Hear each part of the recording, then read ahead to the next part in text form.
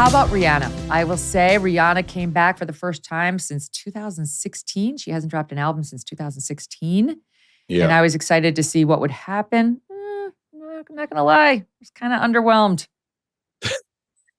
Well, I was wondering how much of the music she was actually singing. It appeared to me that she was lip syncing for most of it. She might have sang some pieces of one of the first couple of songs, and maybe at the end a little bit. But honestly, Megyn, all I kept focusing on was how you kept hearing her voice even when she wasn't opening her mouth or holding the microphone near her mouth.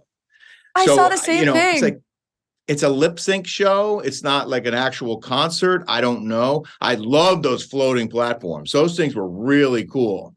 And I saw there was some kind of tether, like they were locked in, or she had something holding her from behind just in case something went wrong. It looked like to me. But I mean, to be surfing above the field like that on some plastic shield when you're pregnant, as it turns out, that was pretty ballsy. I think I laughed. Somebody online was like put in the Donkey Kong guy, because how Donkey Kong, you go up and down the platform. Yeah, it did kind of look like that, didn't it? Listen, she's got great music. I do like her music, or at least some of it. But my whole thing is, I appreciate real artistry, and I want artists to sing. And I get that the acoustics might be bad, or it might, that she wants to sound good. She wants to sell more records, but I don't know, just sing. Don't pretend to sing. And what dance are we doing? Too. It would be nice if she would dance. People are like, oh, well, she was pregnant. Well, you can dance when you're pregnant. Why are we pretending that that's not a possibility? Of course, everybody was like, did she not lose her baby weight because she had a baby in May? She was 9 months postpartum. Because you could tell she had a baby bump. And it was like, well, that's 9 months is a little far to be looking like pregnant still. But and wait, it turns out I thought she was pregnant. Didn't they say that she actually is pregnant?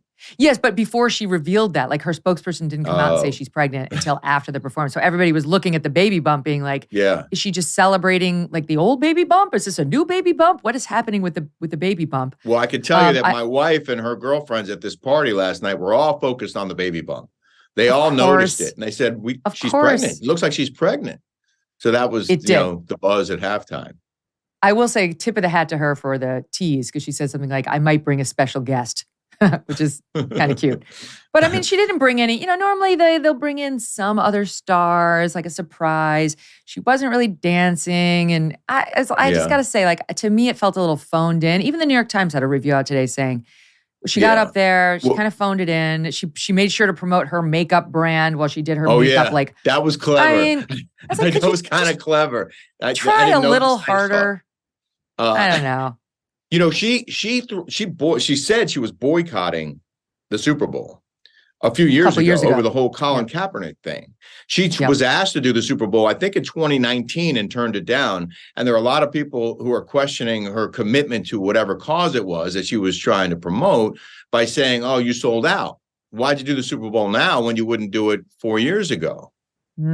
That's a good question. Because she said, what kind of a person would I be if I didn't stand with Colin Kaepernick, and that if I sold out and did the Super Bowl show? And now it's like, well, you tell us, what kind of a person are you? Because you're out there doing it. A person who wants to make money on their makeup line. Right. Exactly. So, find this. I'm not sure. I feel like when the New York Times is kind of discussing it as lackluster, I don't know. Like many people, I'm eating healthier these days, and that's why I love good olive oil. And by good, I mean fresh. Olive oil packs the most flavor and healthiest nutrients when it's fresh from the farm. And that's the problem with supermarket olive oils. They're not fresh. They can sit on the shelf for many months growing stale. That's why I like my olive oil direct from small, award-winning farms, thanks to a guy named TJ Robinson, also known as the Olive Oil Hunter. When I tasted TJ's Farm Fresh oils, I fell in love with their vibrant, grassy flavors. They're delicious on salad, veggies, pasta, meat, fish, you name it.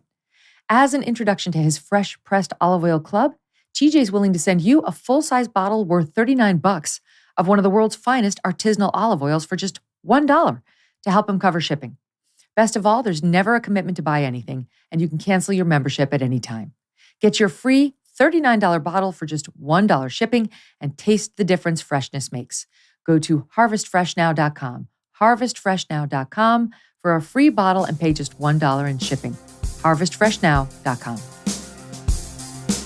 Hey, thanks so much for watching. If you like what you just saw, hit the subscribe button for more clips and full episodes.